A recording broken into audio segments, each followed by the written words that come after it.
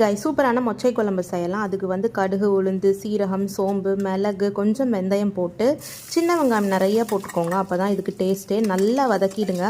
உப்பு போடாமல் ஃபஸ்ட்டு வதக்குங்க. அதுக்கப்புறம் வந்து பூண்டு நிறையா போட்டுக்கோங்க. பூண்டு போட்டு பெருங்காயம் போட்டு தக்காளி விழுத அரைச்சி வச்சுருக்க 2 தக்காளி அதையும் போட்டு குழம்பு மிளகாப்பொடி இருந்தால் போடுங்க, இல்லை நார்மல் மிளகாத்தூள் போட்டு நல்லா வேக விடுங்க. எண்ணெய் பிரிஞ்சு வர டைமில் காய்கறி எல்லாம் சேர்த்துக்கோங்க. நான் முருங்கைக்காய், கத்திரிக்காய் எடுத்திருக்கேன். மொச்சையை வந்து ஆல்ரெடி வேக வச்சுருக்கேன். அதுலேருந்து ஒரு 2 ஸ்பூன் எடுத்து மிக்சியில் போட்டுக்கிட்டேன் அரைக்கிறதுக்கு.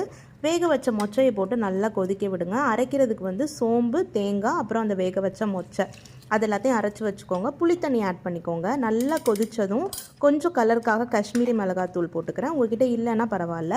அரைச்ச விழுதையும் சேர்த்து நல்லா கொதிக்க விடுங்க.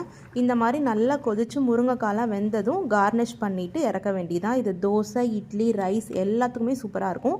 கண்டிப்பாக ட்ரை பண்ணி பார்த்துட்டு கமெண்ட் பண்ணுங்கள். Bye guys.